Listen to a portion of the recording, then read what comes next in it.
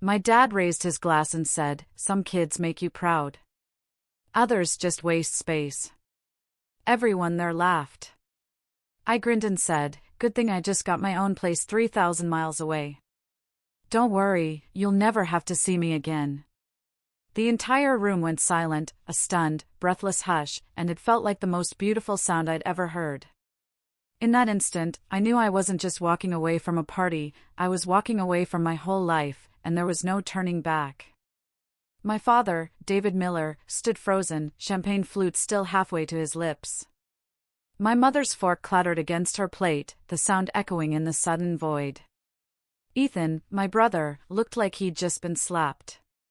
All 25 guests, gathered to celebrate my parents' 40th anniversary, stared at me with a mix of shock and a flicker of undeniable satisfaction at the drama that had just exploded. "Emma, honey," Mom started, her voice tight, a nervous plea. "No, Mom," I cut her off, my own voice surprisingly steady. "I'm done." I set my glass down with deliberate care. I accepted the job offer in Portland yesterday. My lease starts next month. I leave in 3 weeks. See, the thing about being the disappointment child? Eventually, you just stop trying to prove them wrong.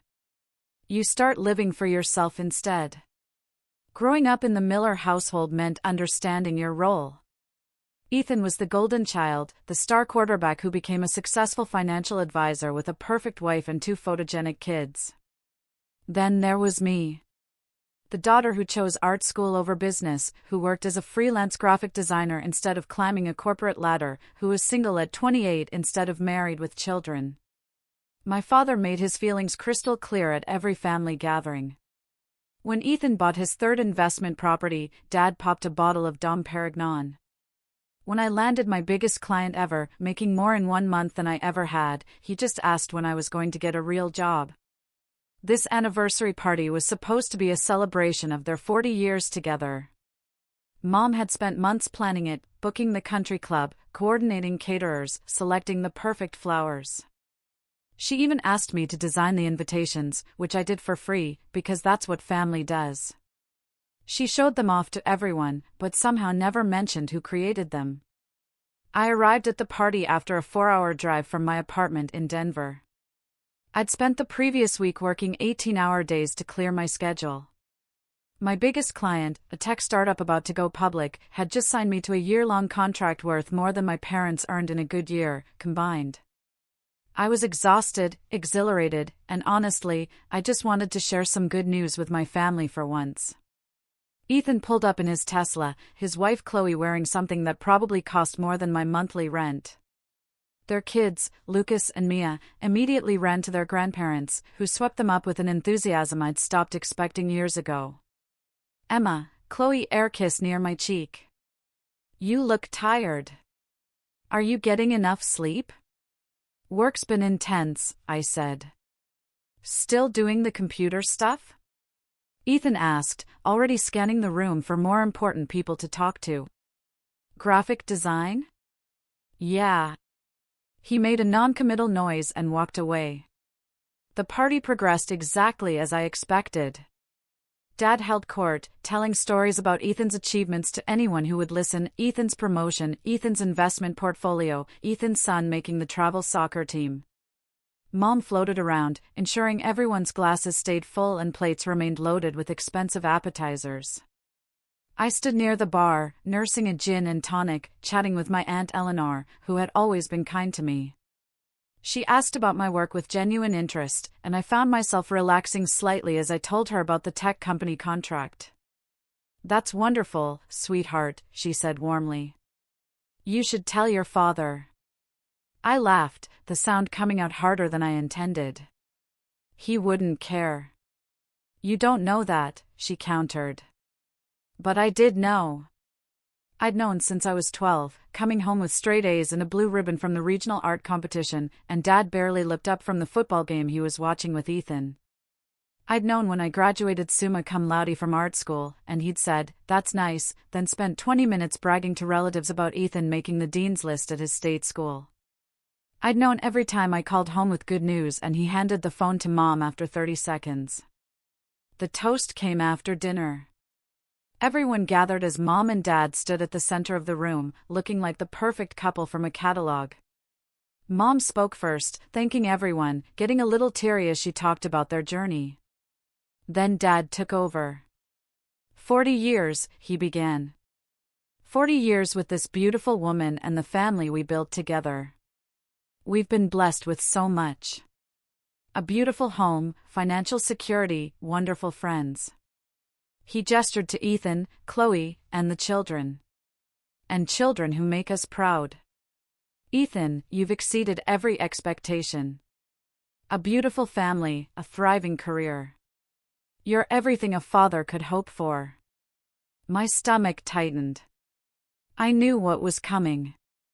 I could feel it building like a wave about to crash. Dad's eyes landed on me, and something flickered in his expression. Not quite malice, but something close. Dismissal, maybe? Disappointment worn so smooth by repetition it had become casual cruelty. Some kids make you proud, he said, lifting his glass higher. Others just take up space. Laughter started immediately, nervous at first, then louder as people decided it was meant as a joke. Ethan laughed hardest, that booming laugh he'd inherited from Dad. Chloe hid her smile behind her hand. Even Mom chuckled, though her eyes darted to me with something that might have been concern. Aunt Eleanor touched my arm gently, but I barely felt it. Something crystallized in that moment. All the years of being second best, of being the punchline, of swallowing my hurt to keep the peace. All the times I told myself he didn't mean it, that he loved me in his own way, that I was being too sensitive. All of it sharpened into perfect clarity.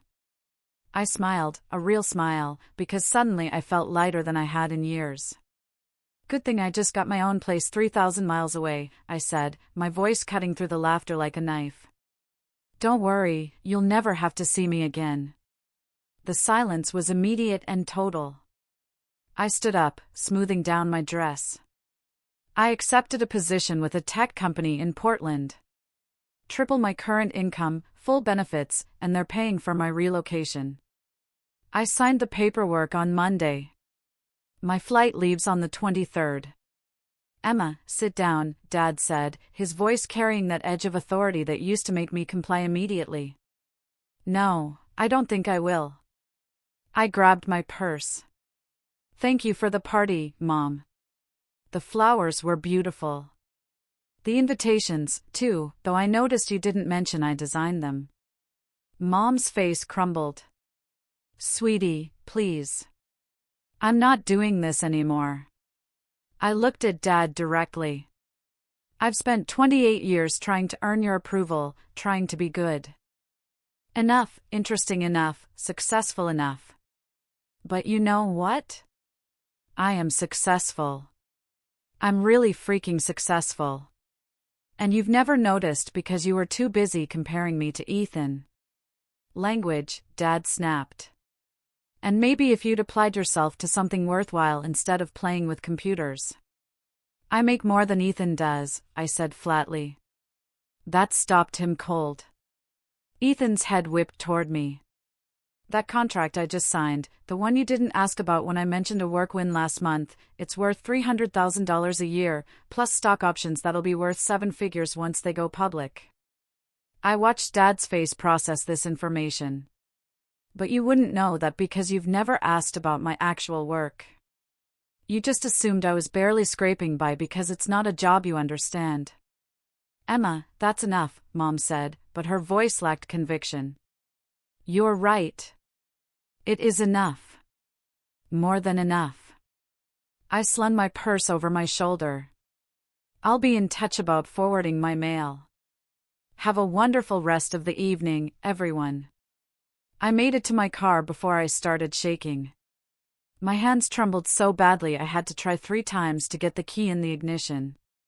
Then I drove to the hotel I'd booked 20 minutes away and sat in the parking lot, replaying the scene in my head. My phone started buzzing immediately. Mom called 4 times. Ethan texted asking what the hell was wrong with me. Various relatives sent messages ranging from supportive to horrified. Aunt Eleanor sent a simple text, "Proud of you." I turned my phone off and went inside. The next morning, I woke up to 17 missed calls and 42 text messages. Most were from Mom, progressing from angry to upset to pleading. Ethan had sent a long message about how I'd embarrassed the family and owed Dad an apology. Dad himself had sent nothing. I made coffee in the tiny hotel pot and started going through my messages, deleting most without responding. Then I called my new boss, Sarah, at the Portland company. "Emma, hi. Everything okay?" "Everything's great," I said. "I was wondering if there's any way to start earlier than we discussed. Like, say, next week?" There was a pause. "Is this about relocation logistics?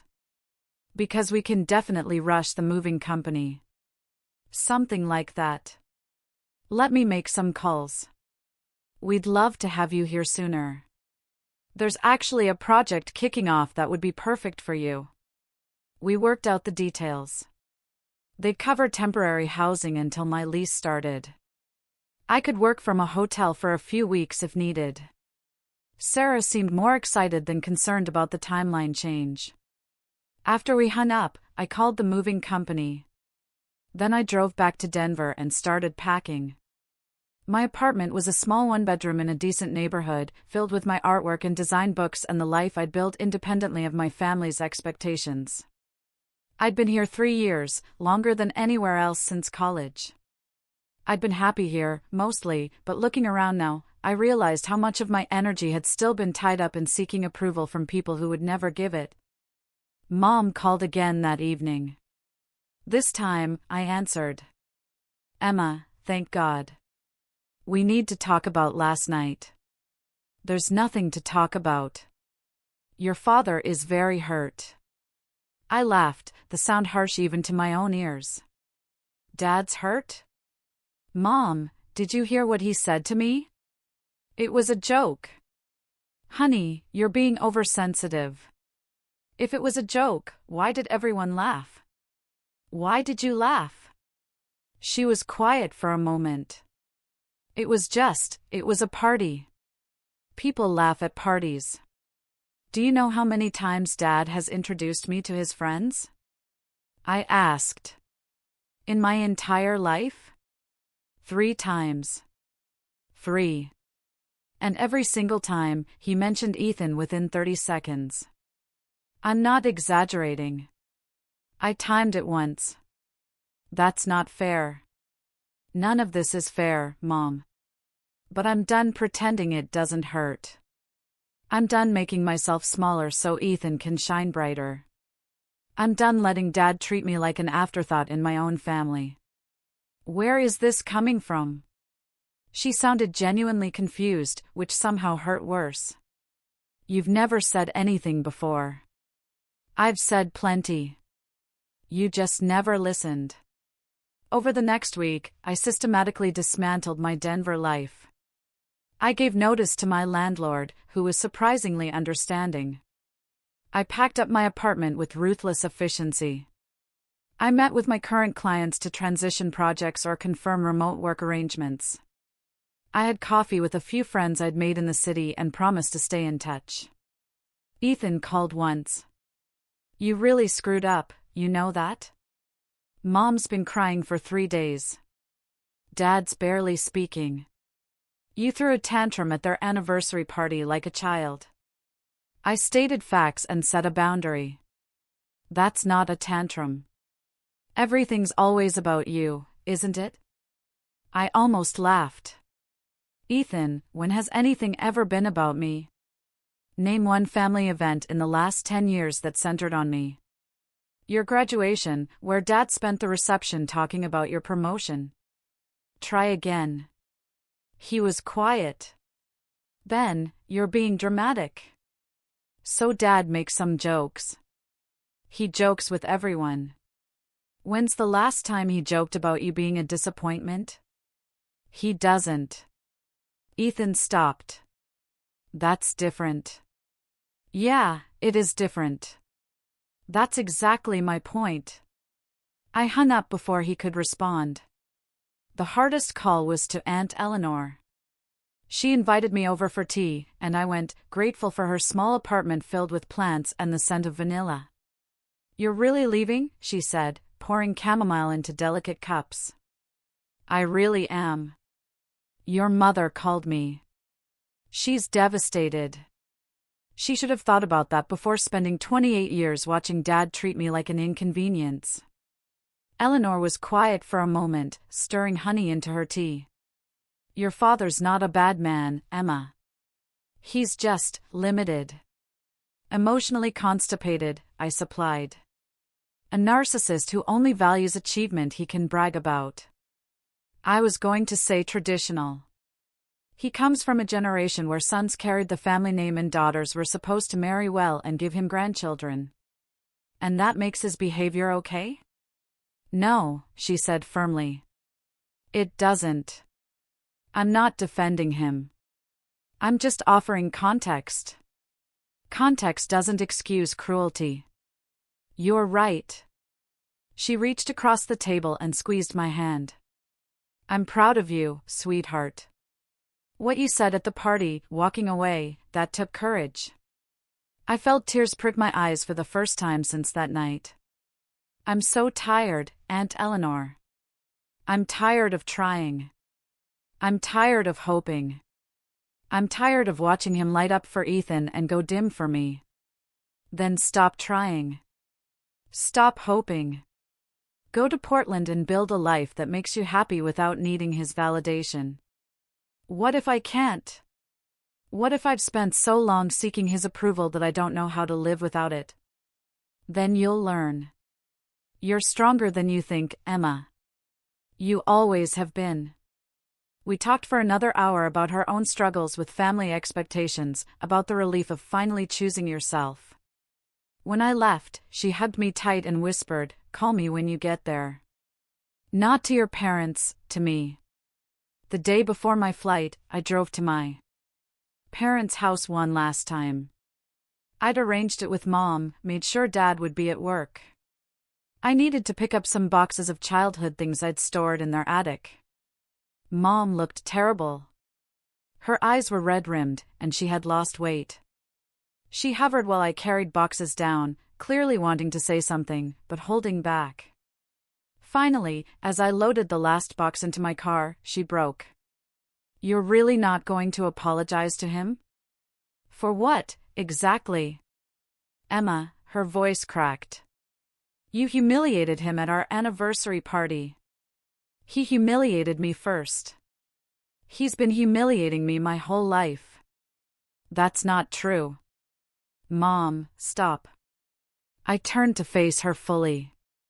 "I love you, but you've enabled this for decades.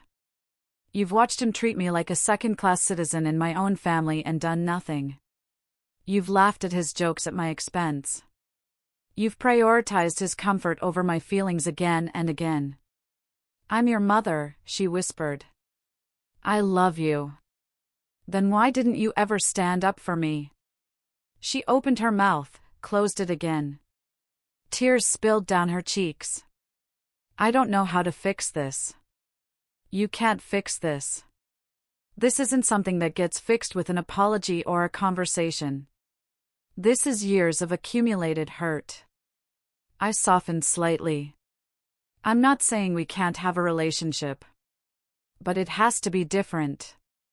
It can't be me pretending everything's fine while Dad treats me like an embarrassment. He doesn't." "Mom, please. No more denial." She wiped her eyes with shaking hands. "Will you call when you get to Portland?" "Eventually, when I'm ready." I hugged her goodbye, feeling her thin shoulders shake with silent sobs. It hurt, but not as much as I'd expected. Mostly, I just felt tired. The flight to Portland was smooth. I pressed my forehead against the window and watched Denver disappear beneath clouds. Somewhere down there, Ethan was probably having Sunday dinner with Mom and Dad, all of them pretending I didn't exist. The thought should have hurt. Instead, I felt nothing. Portland was gray and drizzling when I landed. Sarah met me at the airport with an umbrella and a warm smile. "Welcome to your new home," she said. "I promise it's not always this gloomy." "I like it," I said. And surprisingly, I did. The temporary apartment they'd arranged was in the Pearl District, a neighborhood full of coffee shops and bookstores, and people with brightly colored hair and visible tattoos. I felt like I could breathe properly for the first time in months. Work started immediately. The project Sarah had mentioned was rebranding for a sustainable fashion startup, right in my wheelhouse. My new colleagues were talented and friendly without being intrusive. Nobody asked about my family or why I'd moved across the country alone. They cared about my portfolio, my ideas, my skills. I fell into a routine. Morning runs along the Willamette River. Long days at the office where my work was valued and praised. Evening explorations of my new neighborhood. Weekend trips to Pioneer Courthouse Square. I bought fresh flowers every week and learned to make decent coffee at home. 3 weeks after arriving, I received a text from Ethan. "Dad's in the hospital. Heart attack. Thought you should know." My hands went numb. I stared at the message for a full minute before responding. "Is he okay?" "Stable." It was mild. "He's going to be fine." "Good. Are you coming home?" I thought about it. Really thought about it. About the man who'd lifted his glass and called me a waste of space. About the years of dismissal and disappointment. About the relief I'd felt since leaving. "No," I typed back. "But please keep me updated on his condition. Jesus, Emma, he's your father. I know who he is." I sent. "Give Mom my love." I turned my phone off and went for a run. The guilt came later, creeping in during quiet moments. Was I a terrible person for not rushing to his bedside? Was I holding a grudge over nothing? Maybe everyone was right and I was being oversensitive. But then I'd remember the laughter at that party. The way he'd looked for me my entire life, the way Mom had called his cruelty jokes. And the guilt would fade, replaced by something steadier, self-preservation. I called Aunt Eleanor instead. She answered on the second ring. "You heard about your father?" "Ethan texted me. Your mother's hoping you'll come home." "I'm not going to." She was quiet for a moment. "Okay. You think I'm awful?" "I think you're protecting yourself." "There's nothing awful about that." She paused. Though I will say heart attacks have a way of clarifying what matters for everyone involved. If he wants to talk to me, he can call. I'm not going to show up and pretend everything's fine just because he's scared. Fair enough. Over the next few weeks, Dad recovered. Mom sent periodic updates via text, which I responded to politely but briefly. Ethan sent nothing. The silence from Dad himself was deafening and entirely expected. Meanwhile, my Portland life continued to unfold. I went on a few dates with a software engineer named Noah, who made me laugh. I joined a climbing gym and discovered I loved the physical challenge. I took a weekend trip to the Oregon coast with some coworkers and watched Orcas Breach in the sunset. I was happy. Not deliriously, constantly happy, but contentedly, steadily happy, the kind of happy that felt sustainable. 2 months after I left, a package arrived at my apartment. My name and address, in Mom's handwriting. Inside was a framed photo from my high school art show, the one where I'd won first place for a mixed media piece about family dynamics. I remembered being so proud, so sure this would finally make Dad see me. He'd missed the show. Some work emergency with Ethan's help needed at the dealership. Tucked into the frame was a note in Mom's handwriting, found this in the attic. Thought you might want it. We miss you. Love, Mom. No mention of Dad missing me. I wondered if that was intentional or just honest. I hung the photo in my living room, right where I'd see it every morning. Not as a reminder of that disappointment, but as proof that I'd been creating meaningful work and seeking validation in the wrong places for a very long time. 3 months in, Sarah called me into her office with news. The tech startup was going public ahead of schedule, and because of the accelerated IPO timeline, my stock options would vest immediately upon going public instead of the standard 4-year schedule. The IPO is happening in about 3 months, and you're looking at about $2.3 million once it does, she said, grinning. Congratulations, Emma. You've earned this. I sat in her office after she left, staring at the Portland skyline through the rain-spattered windows. I thought about calling my parents, sharing the news. Imagine Dad's reaction. Would he be proud? Would he finally see me as successful? Then I realized I didn't actually care anymore. The need for his approval had been slowly draining away since I left. And now, looking at this massive professional achievement, I felt nothing but joy for myself. Not joy at proving him wrong, but joy at proving myself right. I called Aunt Eleanor instead. She screamed so loud I had to hold the phone away from my ear. Emma, that's incredible. We're celebrating. I'm flying out there. Don't argue. I'm already looking at flights. She came 2 weeks later, and we spent a weekend exploring Portland like tourists. She told me I looked lighter, healthier, more myself than she'd seen me in years. Your mom asks about you constantly, she mentioned over dinner. She misses you terribly. I miss her too, but not enough to go back. Going back would mean pretending nothing happened. Accepting his behavior. I can't do that anymore. What if he apologized? I considered this.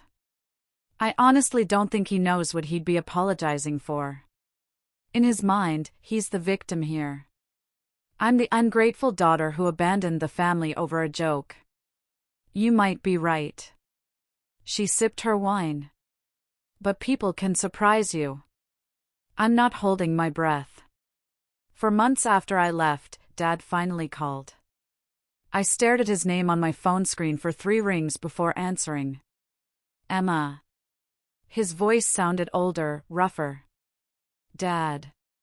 Your mother said I should call. Of course, she did. How are you feeling after the heart attack? Fine.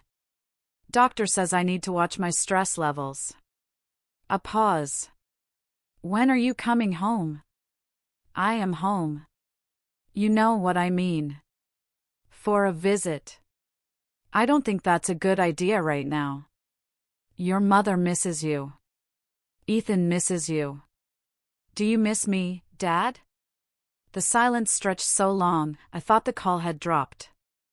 Then, that's not fair. Neither was what you said at the party. For God's sake, Emma, are you still hung up on that? It was months ago. My chest tightened. Do you remember what you said? I made a joke.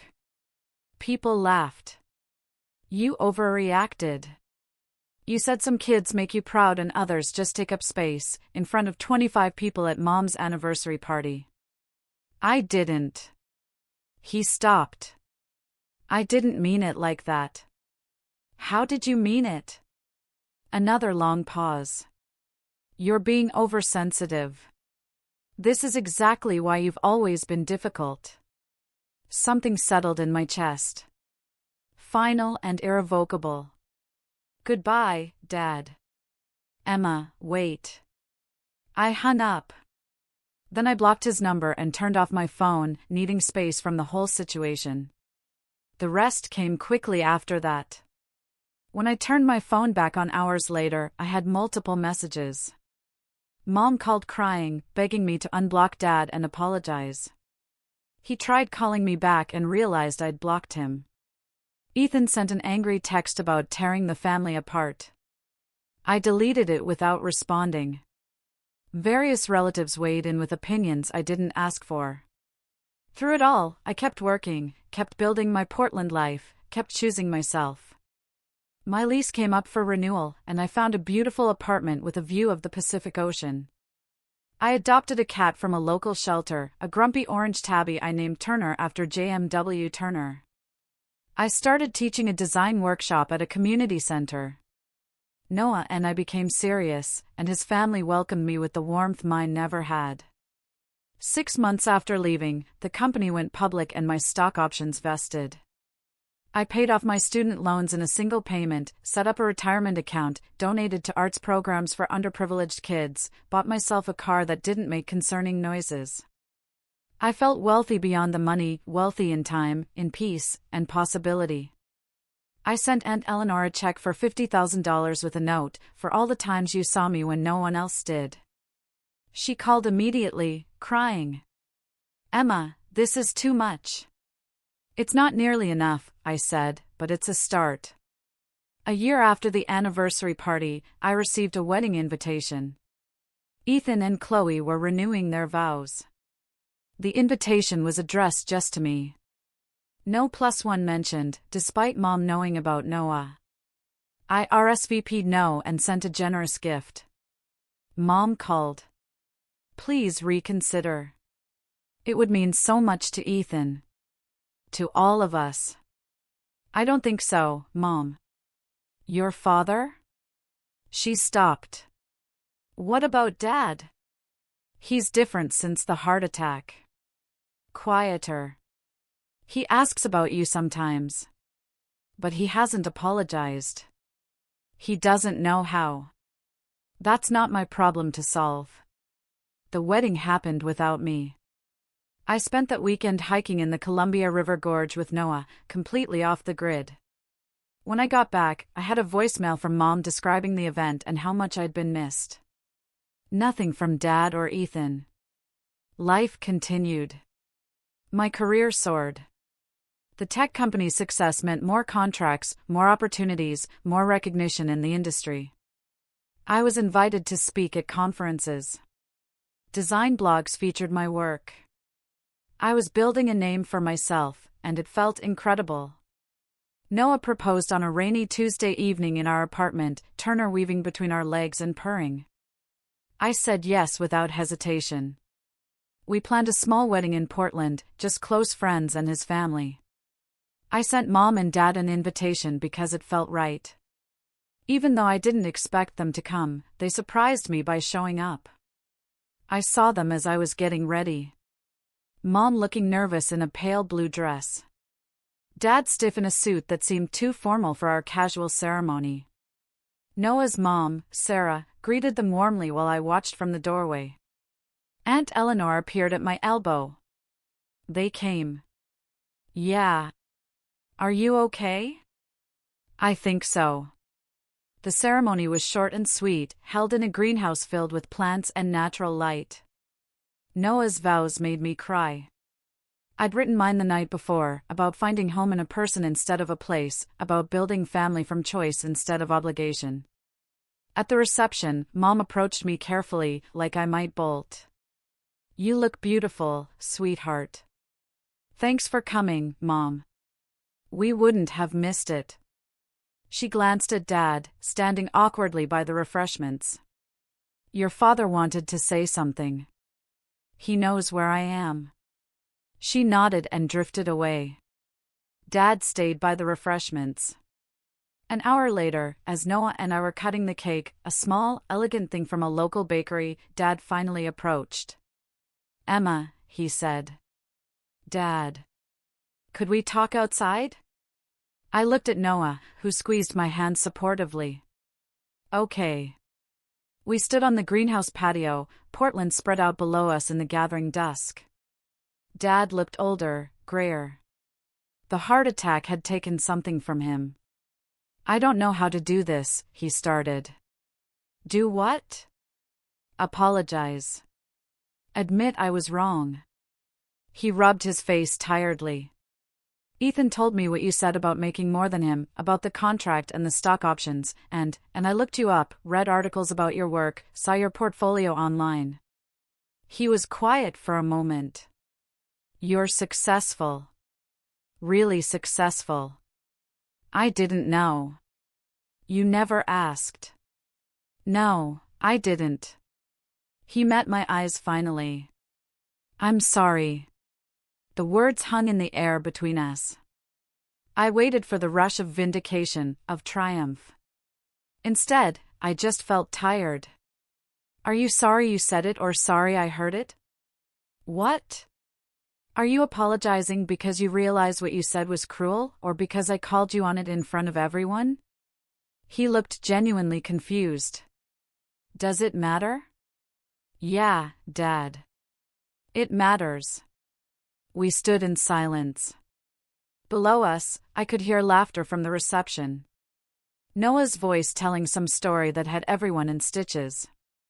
I wasn't a good father to you, Dad said finally. I don't know why. Ethan was easy. He liked sports, liked business, wanted the same things I wanted. You were different, sensitive, artistic. I didn't know what to do with that. So, you just didn't try? I guess not. He cleared his throat. Your mother says I have to do better. The cardiologist says stress is killing me. And apparently, losing my daughter counts as stress. That's the worst apology I've ever heard. Yeah, I know. A ghost of a smile crossed his face. I'm not good at this. You could try harder. I know. He looked at me squarely. I'm sorry I made you feel like you weren't good enough. You are. You always were. I was just too stubborn and stupid to see it. It wasn't perfect. It wasn't everything I'd needed to hear, but it was something. Okay, I said. Okay. I'm not saying everything's fine. I'm not moving back to Denver, but we can start from here. His shoulders sagged with relief. I'd like that. We went back inside together. I watched him shake hands with Noah.